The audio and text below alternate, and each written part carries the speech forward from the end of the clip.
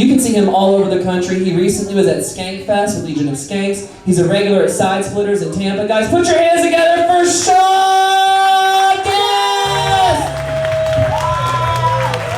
What's up, St. Pete? How you doing, guys? Oh, this is awesome. This is amazing. I fucking love St. Pete. You guys drinking tonight? You having a good time? That's amazing. Oh, yeah, I see a couple people gooning in the bathroom. That's fun. Hell yeah. I'm ready for it. I'm with it. I love coming down here.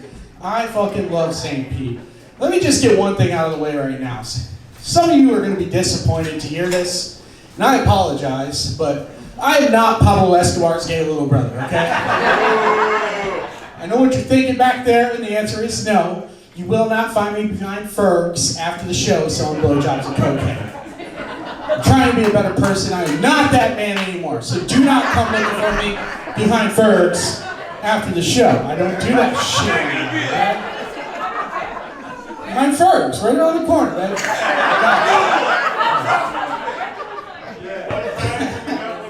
Now, I don't really know what's going to make you guys laugh. I'm not going to lie. I'm not from here. I'm still getting used to the whole Florida life. I do love it down here. I fucking love St. Pete. You guys live in St. Pete? Make some noise if you live there. I wish I did. I wish I lived in St. Pete. That would be awesome. See, when I moved down here, I tried to move to all the cool places. I tried to move to Pinellas County. Then I tried to move to Hillsborough County. Then I tried to move to Citrus County. And then Ron DeSantis saw my mustache, my criminal record, and he was like, no. Send that guy to Pasco, yeah. That's where I live, guys, Pasco County. Don't worry, your kids are safe, all right? Yeah. Anybody here from Pasco County tonight? Make some noise? We got a couple, yeah, that's cool. And living in Pasco County, it's crazy, man. Like, my neighbors, they don't like any of my jokes. They don't laugh at anything I say. Like, I had to get 2 kinds of hepatitis before they even looked me in the eye and have a conversation with me, dude. Do you guys know how hard that is? Do you know how many restaurants you gotta eat at in Port Richey to get 2 kinds of hepatitis? It's not that hard, I was lying, it's pretty easy. Try the Arby's on US 19. Apparently they have more than just the meats. There's some other shit going on back there, yeah. And me and my neighbors, I think we just grew up differently, you know. I grew up in Philadelphia. Any Delco douchebags in the house? No? Yeah? We always got a couple, yeah, escaping that winter. Like, I grew up differently. I didn't do all the cool shit you kids do in Pasco County grow up. Like, I grew up in Philly, you know, we're fucking drinking Woodard and eating hoagies and throwing batteries at Santa Claus and fucking kissing our cousins, you know? It's a different upbringing. I didn't do all the cool shit my neighbors are doing in Port Richey. Like, I've never fucking wrestled an alligator, you know? You just learn how to probably run away from one. You're supposed to zigzag, I guess. And guess what? No one's ever asked me to leave Publix. Yeah. I don't know, my neighbors can say that with a straight face. Been trying to get on TV for years. It has not happened yet. All my neighbors have been there, done that. A little show called Live PD. Maybe you guys have seen it. Fucking stars in my book, dude. Yeah. What else? I've never done math. I've never tried math. Good for you. On purpose, okay? You gotta understand, a deal's a deal, you know? Sometimes you get what's in the bag. $60, my friends.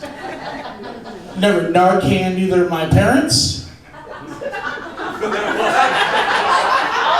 And I was not raised by my grandparents.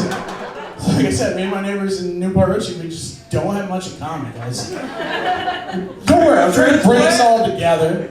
You know, build a bridge, find things we all like to do and agree upon. But in my house, we got 2 things. We've got old people, and we got strip clubs everywhere. It's a fucking weird combination, dude. Everywhere you go, it's just senior citizens and strip clubs. It's fucking nuts, dude.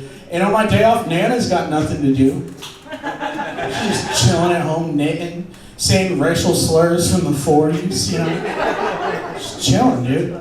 And I've been through some tough times. I've done some drugs, you know? I've been through her purse. I've peeked in that purse. A lot of 1s and 5s, dude. Meanwhile, I was ready to party. Yeah, she's fucking strip club ready. So that's what I do. On my day off, I scoop my Nana up, and we head on down to the Brass Rail or whatever strip club's closest. We have ourselves a day on the town, dude. It's so fun. Me and my grandma throwing cash, slapping ass, baby. It's a good time, you know? I see how some of you are looking at me like, what the fuck is wrong with this guy? That's disgusting. You're going to hell, of course. I'm on the Unholy show. But yeah, like, I see it differently, okay? I see it differently. I'm spending time with my family. Yeah. We're pouring hours in with the elderly. In some states, this shit might be considered community service at this point, yeah. We're putting money back into the Florida economy. You know, that's much needed post-hurricane. And the way I see it, at the end of the day, we're showing my sisters as much support as humanly possible. Okay, guys? For real. So the next time we're heading north on 19, you get hungry, don't do the Arby's, don't get hepatitis. Stop and try the buffet at the strip club, okay? It's not that bad. It's not that bad. Hell yeah, she gets it. Now, I do love my sisters. I love my sisters. I got 3 sisters. And it's kind of funny, because we're all still different. You know, we're all different heights and weights, intelligence levels, attitude levels, sanity levels. One thing we've all got in common, we got one thing in common, that's for sure. We're all a bunch of whores, dude. Yeah, me and my sisters, we are all whores. Any whores in the house tonight? Make some noise. Yeah. Well, listen, we're different kinds of whores. You gotta hear me out, okay? I'm not just trying to shed on my sisters, all right? Like, for instance, we've got my youngest sister. She's what we would consider an Instagram whore, yeah. She's very pretty. She was prom queen in high school. She's a fitness model or whatever. Most dudes in here could not get her phone number or the time of day from her, right? But if you're willing to spend $7 a month, you can see her butthole. Yeah.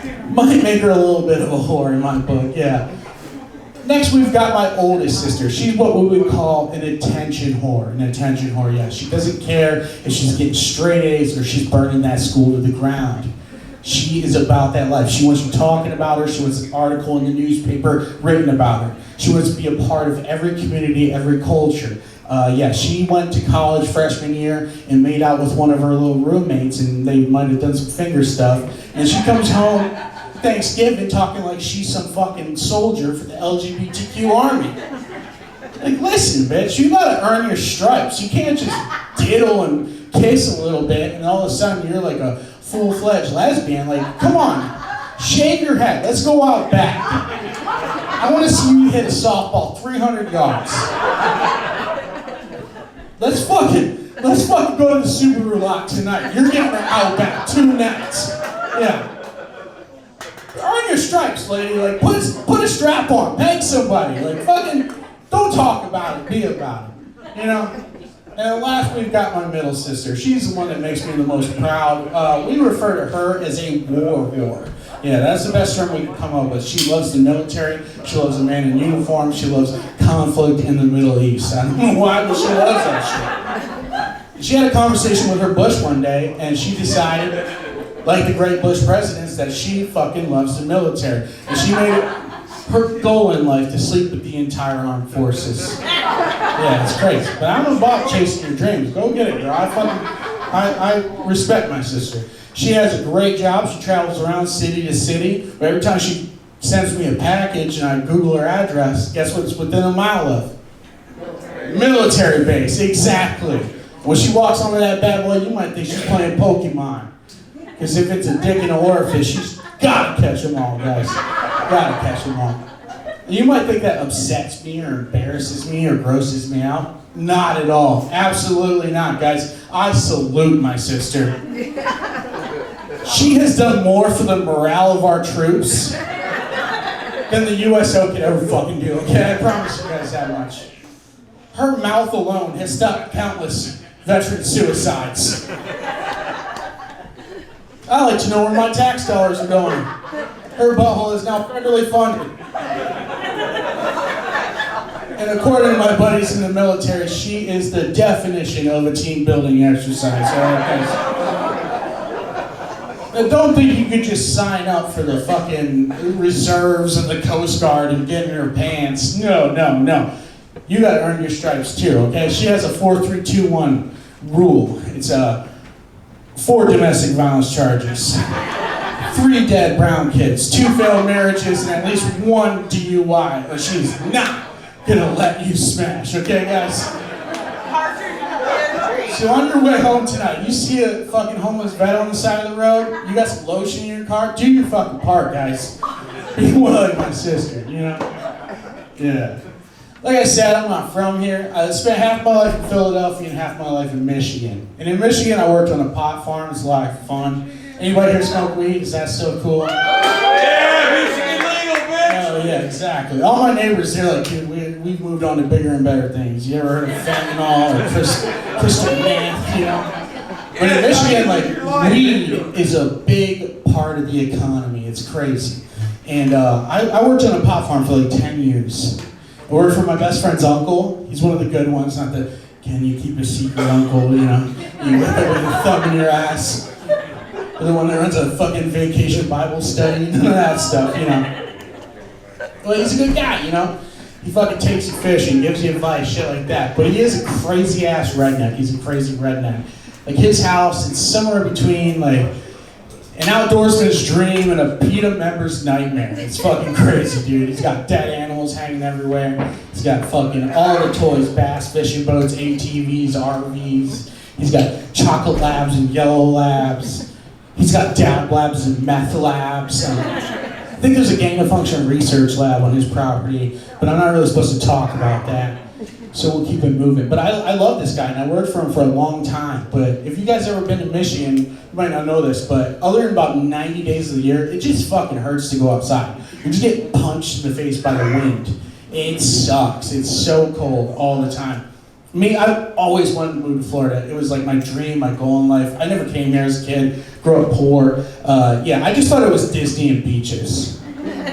No one told me about all this other stuff. You know, no one told me about like the old people and the traffic and the flesh-eating bacteria and the alligators, you know, and the hepatitis and all that stuff. But like, I always wanted to move here, and I'm not gonna lie, it was one of the best decisions I ever made. I fucking love it down here. Thank you guys for having me.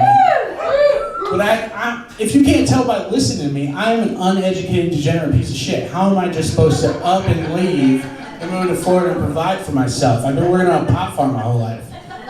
I can't do that down here.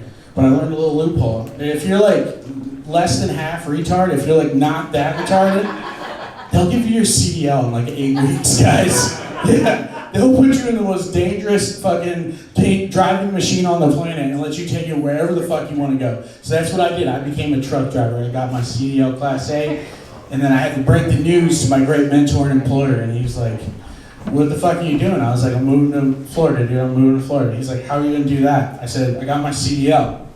Looks me up and down. He's pissed, dude. I'm like one of the only ones that's not stealing the pot or smoking meth behind the shed, you know. So he's upset to lose a good worker. And he just starts with this fucking hillbilly Nostradamus bullshit. He's like, I guarantee within your first 6 months of driving semi-truck, 4 things will happen to you. 1, you're gonna get an STD from a lot lizard. I had to Google it, guys. That's a hooker at a truck stop. Yeah. 2, you're gonna fucking gain over 50 pounds. Yeah. 3, you'll have hemorrhoids hanging out your ass this long. And 4, between all those dangerous roads down there, 1975, I-4, you're gonna kill somebody in that truck. You might even take out a whole family. Guess what, guys? I drove semi-truck down here for 3 years, and I say, fuck that guy. He was not right about all his fucking stupid predictions, because I only gained 45 pounds. Hell yeah. I gotta get out of here soon. I'm gonna leave on a quick one. Sometimes I like to do some gay shit. Anybody here like to do some gay shit? Yeah, hell yeah. But I'm not like on Grindr. I'm not gonna suck you off and so you coke behind Fergs after the show. But I like to do some gay shit, you know? But I'm not ready to be judged by my boys. I learned a loophole though. If you want to do gay shit around the boys, just bring drugs, seriously. Fucking had a fantasy football draft last fall. Brought ecstasy to Buffalo Wild Wings.